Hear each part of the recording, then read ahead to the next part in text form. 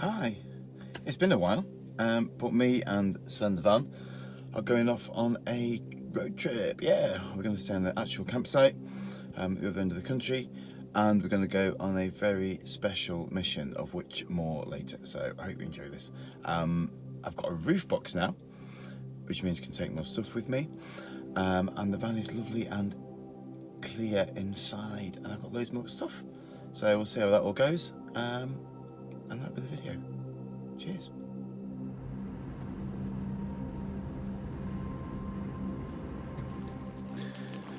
So I've come to Glastonbury, which is pretty cool. It's actually not that much further to where I'm going, but I just thought I'd get somewhere a little bit earlier. I think I found somewhere for the van. I'm now walking to Glastonbury tour. I've never actually been here before, in spite of being interested in all that kind of thing. So we're gonna climb the tour, see the view.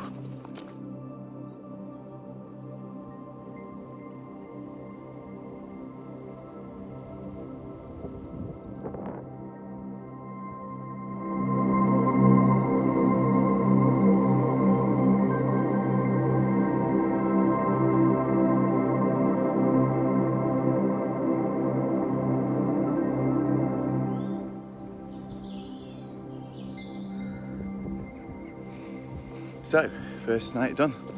I am now climbing the hill up to Cadbury Castle, which I think has its origins in the Neolithic, probably some sort of causewayed enclosure used in the Iron Age.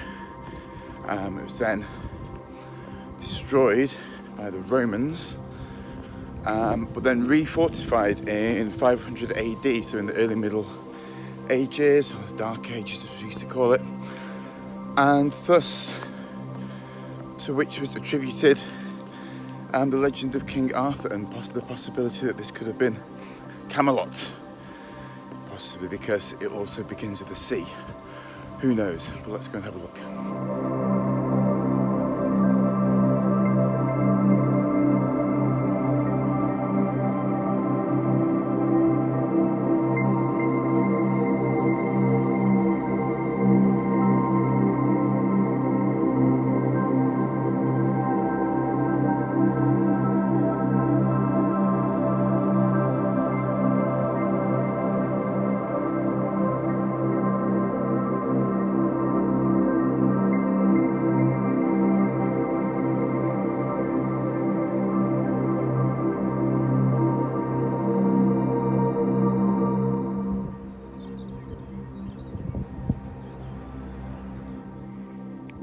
I didn't mean to visit the Cernabis giant, there he is I think, this morning, but I've just driven past. Well, not driven past, I've stopped because I was passing. They've not changed their information standards yet. It was in the news recently, but they decided it was sort of late Saxon, early medieval. They've kind of pretty certainly dated it to now, which was nothing like anybody really thought. People thought it might be prehistoric or 17th century. It turns out it is late Saxon. So there we go. To be honest, it's one of those things where you're better off looking at a photograph of it than coming to visit, but it's nice to see.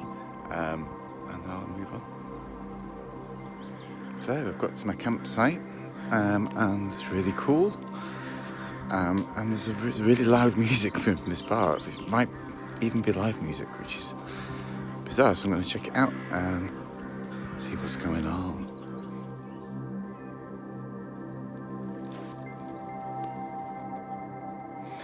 So, it was live music, but it was a band practising in the barn of the farm, and not playing in the bar, which I suppose you're probably not allowed to do yet.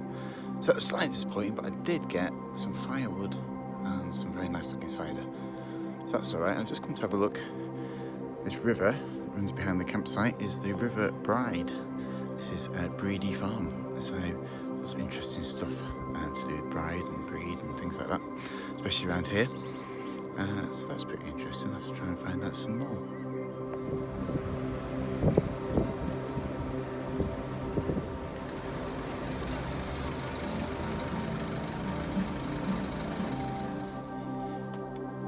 I've just been to Bridport because I managed to come away without any sort of rucksack type bag thing to go anywhere in. So I went to try and find one, and I found one in the end. Unfortunately, all three shops that might sell a bag were literally at the three ends of the sort of T-shaped street arrangement of Bridport, so there was a lot of to and fro. But in the end, the good old factory shop found me a bag. This will do. Put water bottles on the side and other stuff in it, so that is good. It's just started to rain, which is forecast for today, so I'm just assessing what I'm going to do for the rest of the day. I might go on the mission today because it might be quieter where I need to go, and that will not be a bad thing. I can just put the waterproofs on and do it. I'll have a think. Alright. Right, I'm in the massive car park at Lulworth Cove because we're doing the mission. I've not mentioned the mission, I've not really mentioned what the mission is. So, when I was 18, I came to this coast on a geology field trip, and half of us were nearly killed by a cliff that fell down where we'd just been looking at some rocks a few minutes earlier. So later on that day, we were at Lulworth Cove, and I picked up a handful of these hard chalk pebbles, and one of those I drilled a hole in and put it around my neck, and it was around my neck for years and years and years until a few weeks ago when it finally broke. Being made of chalk, however hard, it was basically like a polo mint, getting thinner and thinner and thinner. So what I thought I would do is come back here and find a replacement for it. It's kind of ironic, there's a lot of changes going on in my life in the last couple of years, so a new Lulworth Cove stone is probably quite fitting.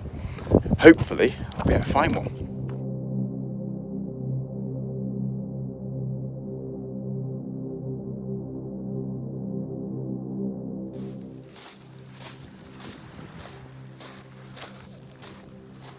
Right, I think I found the exact spot. There's this kind of horrible clay stuff, chalk back that way. At the bottom of that here, I've just found, see that? These ones, which are pretty close. I've got a whole pocket full of others. I'm going to collect a few more. In the foreground of this picture is a stair hole. Which is called stair hole because if you look at that bit that sticks up, the rocks are folded into like a stair shape, and there's a couple of really nice sort of arches in the rock there as well. In the background is Lulworth Cave itself. This folded stuff in the foreground, which I think looks like some sort of sandstone shale thing, some sort of continental, well, off the continental shelf deposits I reckon, is what held the sea back for a long, long time.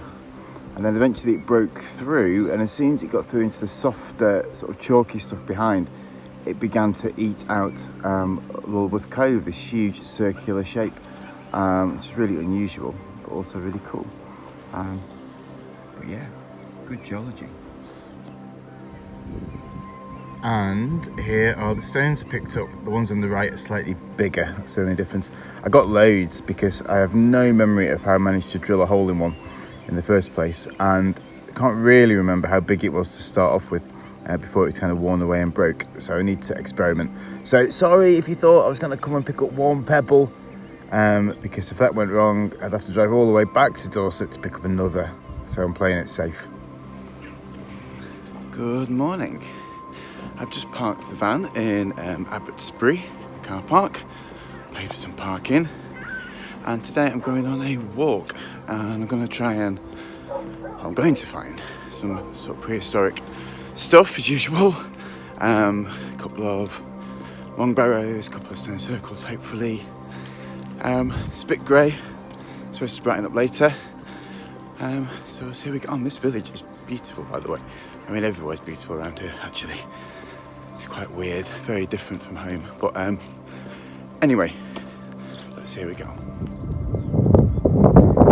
I don't know if you can see in the bay there, but there are 1, 2, 3, 4, 5 massive cruise ships moored up.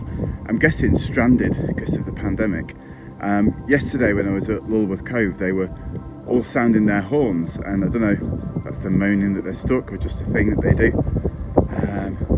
But God, they must have been there a long time ago.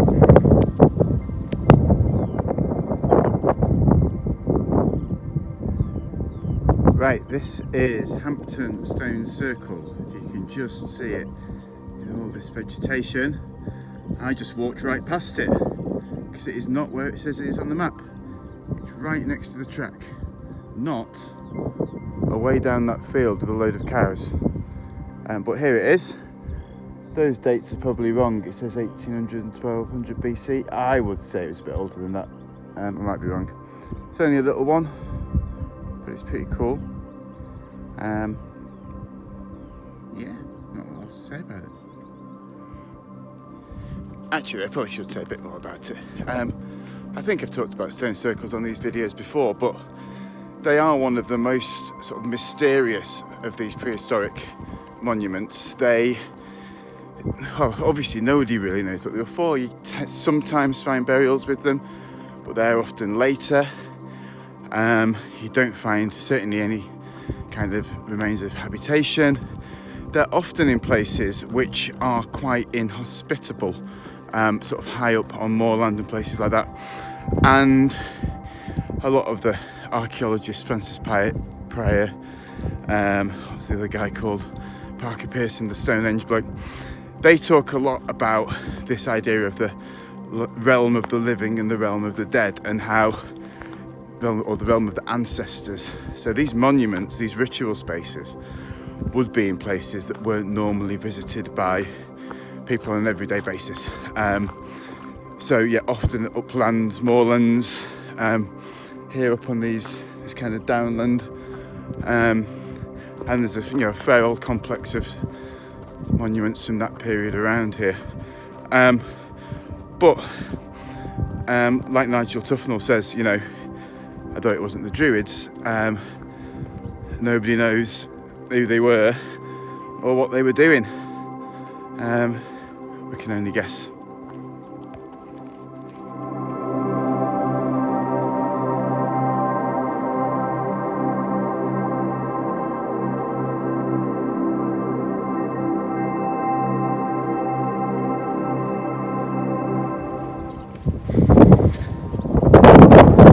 Behind me is the Hellstone, Watersome Hill near Abbotsbury.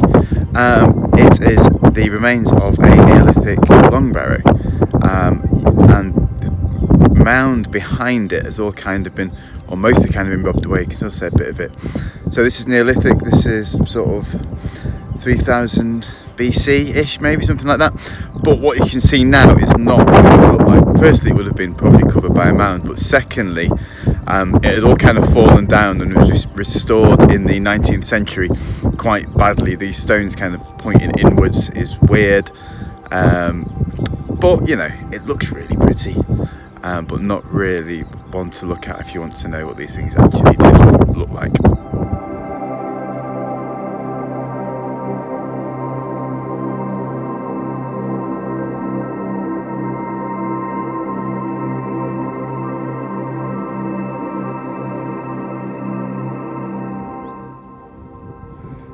So this is the Valley of Stones. I'll explain in a minute what these things are, but I came there years ago and I remember being really curious about this setting of stones here, because it basically looks like a stone circle. It's not on the map, I don't know what it is. It'd be weird if it was natural, but it could be anything. Some sort of foot circle, a farmer did around a pond or something, who knows, but it's very intriguing. So this is the Valley of the Stones, so called because it is a valley full of stones. These are, and I should know all about this because this is what my university dissertation was about, these are sarsen stones, which are similar to what Stonehenge and Avebury are made out of. These ones are slightly different. There's a lot more flint nodules in them, they're a lot rougher, a lot coarser, but probably formed in the same sort of way. And if I remember, what you're looking at is this kind of chalk forming on the seabed, and then as the sea level changes and things warm up, this stuff gets closer to the surface. I know up at the Avebury ones, you sometimes find evidence of root holes from some sort of fossil trees. And in that sort of warm subtropical environment, the chemicals, the free silica in the rock kind of solidifies and you get this hard crust on top of the softer chalk. And then in the Ice Age, when the softer stuff underneath gets kind of mushed up by permafrost and things, this stuff cracks and sort of flows down on these sort of mud flows really slowly into the valley floors, and that is how they work. There probably would have been a lot more than there are now. They would have been taken away for building stone and things like that over the years, and it could well be that the other monuments that we've seen today were made of the same stuff as well, even possibly even brought from here. So that's the Valley of the Stones.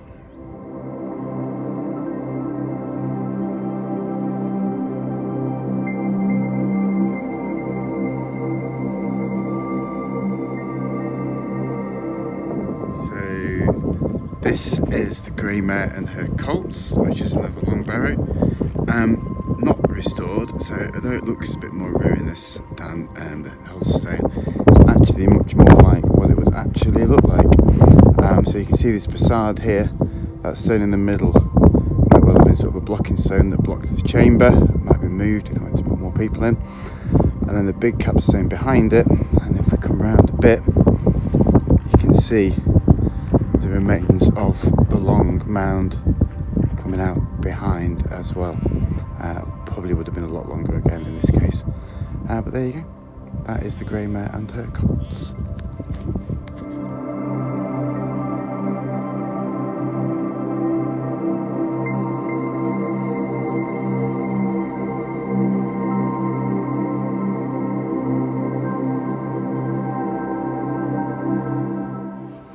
Right, this is Kingston Russell Stone Circle. Another stone circle, quite a big one. At some point in the past, all the stones have been knocked over. But what was nice was that according to the information board, I was right, and the stones from these monuments do come from the Valley of the Stones, where they once were. So that's good at least.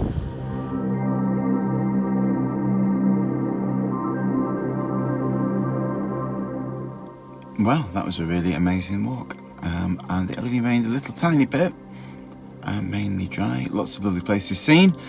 I think I'm going to go back to the campsite because I think you can get takeaway pizza. So I'm going to pack the stuff up inside the awning, ready to pack up tomorrow, and have a pizza, I think. Yay, pizza.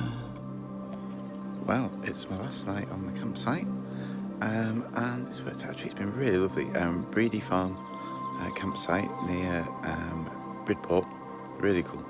And the awning worked out well, so I think I should probably show you that.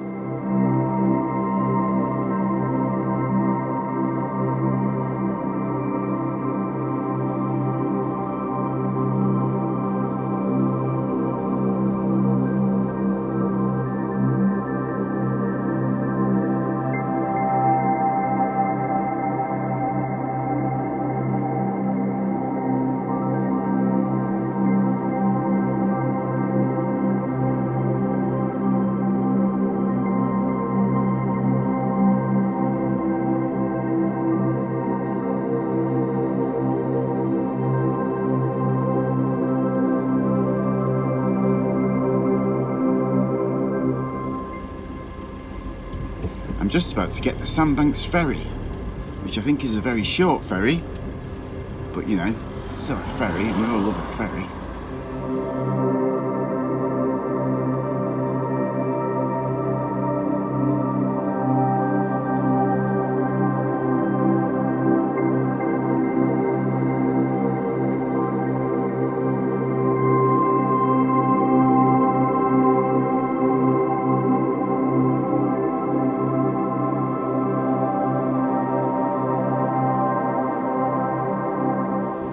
Yes, just made it onto the boat. There's like about 3 cars getting in behind me. Oh, this one's very close up the side. Crack Moses, use a squeeze.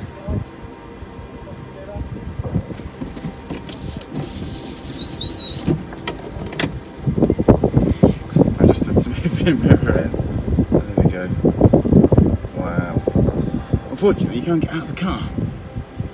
Never mind. Nice to be able to see it.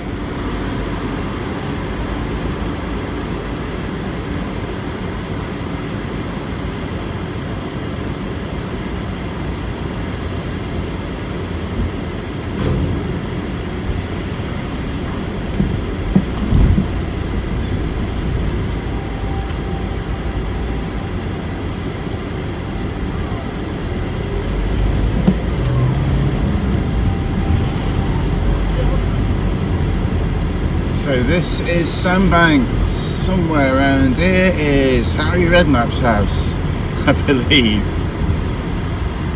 Let's see if we can guess which one it is. That one, the van outside, Harry Redknapp, van lifer. Imagine 126, the Lennon fan. Who knows?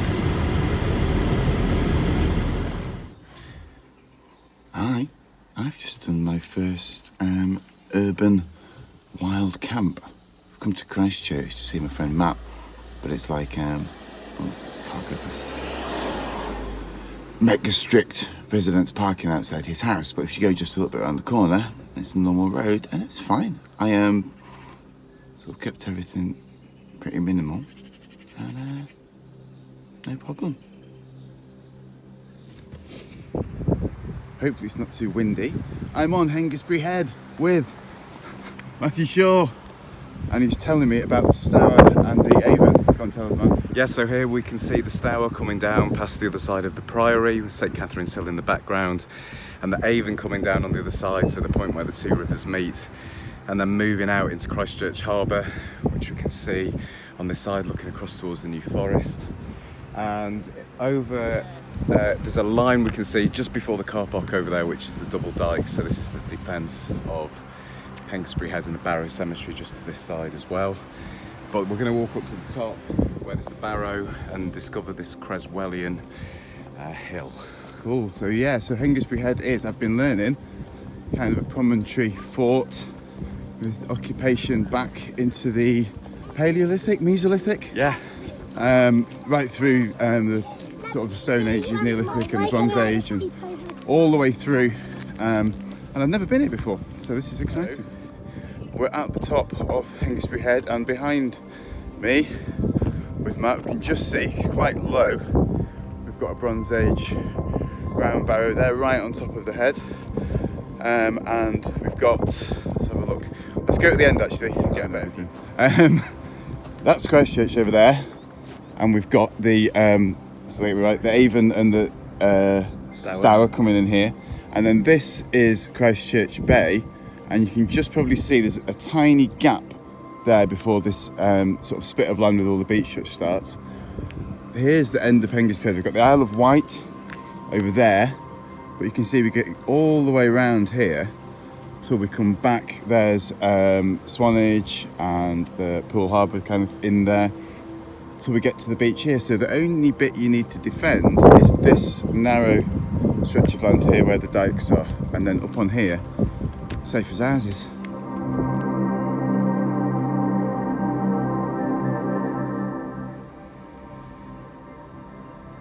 So that was a great walk around Hengesbury Head with Matt this morning.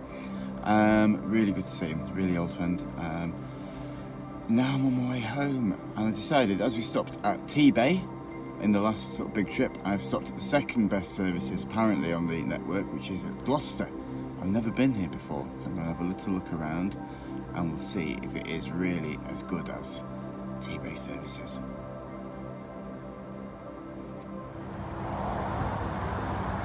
It looks like a visitor centre at a prehistoric site. I expect sort of going through to Stonehenge or something. Mad.